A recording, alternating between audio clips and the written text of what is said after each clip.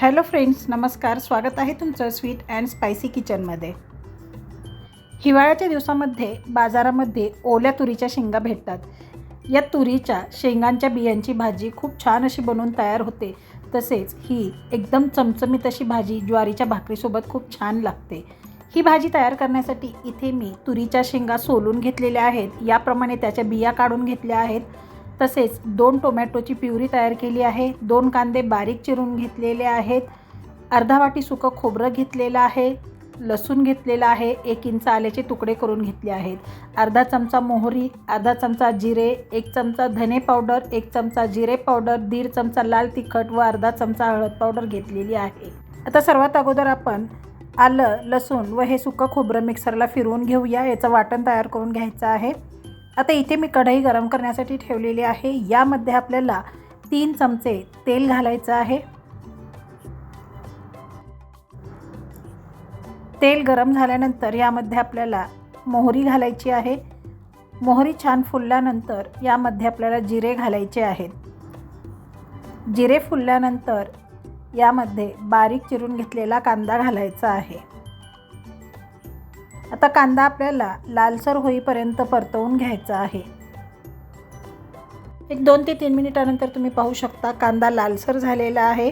आता यामध्ये आपल्याला वाटण घालायचं आहे. आपण जे आलं लसूण खोबऱ्याचं वाटण तयार केलं आहे ते घालायचं आहे. आता हे आपल्याला 2 ते 3 मिनिटे परतवून घ्यायचं आहे. आता इथे हे वाटणसुद्धा छान असं परतलेलं आहे. त्याला छान लालसर रंग आला आहे. आता यामध्ये आपल्याला टोमॅटो प्युरी घालायची आहे. इथे मी 2 टोमॅटो बारीक चिरून मिक्सरला फिरवून घेतलेले आहेत.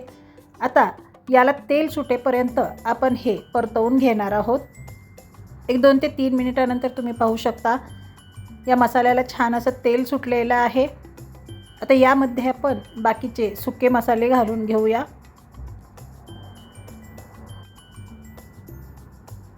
आता इथे मी अर्धा चमचा हळद पावडर घातली आहे. धने पावडर घालायची आहे. जिरे पावडर, लाल मिरची पावडर घालायची आहे. तिखट तुम्ही तुमच्या आवडीनुसार कमी जास्त करू शकता. आता हे सर्व आपल्याला व्यवस्थित असं मिक्स करून घ्यायचं आहे. आता हा मसाला आपण 2 ते 3 मिनिटे परतवून घेऊया. तर हा मसाला मी 2 ते 3 मिनिटे छान असा परतवलेला आहे. आता हा मसाला आपल्याला थोडासा शिजवून घ्यायचा आहे. त्यासाठी आपल्याला याच्यामध्ये पाणी घालायचं आहे. इथे अगोदर मी अर्धा वाटी पाणी घातलेलं आहे. हे मिक्स करून घेऊया. मसाला आणखी दाटसर वाटत आहे त्यामुळे मी आणखी अर्धा वाटी पाणी घातलेलं आहे. परत एकदा हे मिक्स करायचं आहे. आता मीडियम फ्लेमवरती हा मसाला आपल्याला शिजवून घ्यायचा आहे. 2 ते 3 मिनिटानंतर तुम्ही पाहू शकता मसाला छान असा शिजलेला आहे. याला तेल सुटलेलं आहे. आता हा सर्व मसाला आपण चमच्याच्या सहाय्याने परत एकदा व्यवस्थित असा मिक्स करून घेऊया. व यामध्ये आपल्याला आपण जे तुरीच्या शेंगाच्या बिया सोललेल्या आहेत त्या घालायच्या आहेत. हे मिक्स करून घ्यायचं आहे. आता यामध्ये आपल्याला पाणी घालायचं आहे. आता इथे मी अर्धा ग्लास पाणी घातलेलं आहे. हे व्यवस्थित असं मिक्स करून घ्यायचं आहे. भाजी तुम्हाला दाटसर किंवा पातळ कशी आवडते त्यानुसार तुम्ही पाणी मिक्स करा. चवीप्रमाणे मीठ घालायचं आहे. हे परत एकदा मिक्स करून घ्यायचं आहे. व आता यावरती एक ताट झाकून ही भाजी आपल्याला 8 ते 10 मिनिटे शिजवून घ्यायची आहे.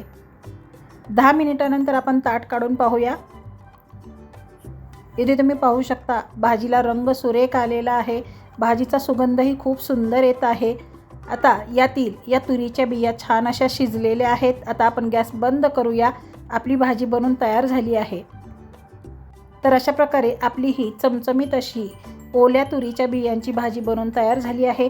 ही ओल्या तुरीच्या बियांची भाजी तुम्ही चपाती, भाकरी, भात कशासोबतही खाऊ शकता. ही कशासोबतही खूप सुंदर अशी लागते. ही ओल्या तुरीच्या बियांची भाजीची रेसिपी तुम्ही नक्की ट्राय करा. तुम्हालासुद्धा खूप आवडेल. तुम्हाला आजची ही भाजीची रेसिपी कशी वाटली हे कमेंट बॉक्समध्ये मला नक्की कळवा. तुम्ही जर माझ्या चॅनलला सबस्क्राईब केले नसेल तर सबस्क्राईब करा, लाईक आणि शेअर करा. तसेच बेल आयकॉन क्लिक करा. वेळात वेळ काढून तुम्ही माझी रेसिपी पाहिल्याबद्दल खूप खूप धन्यवाद.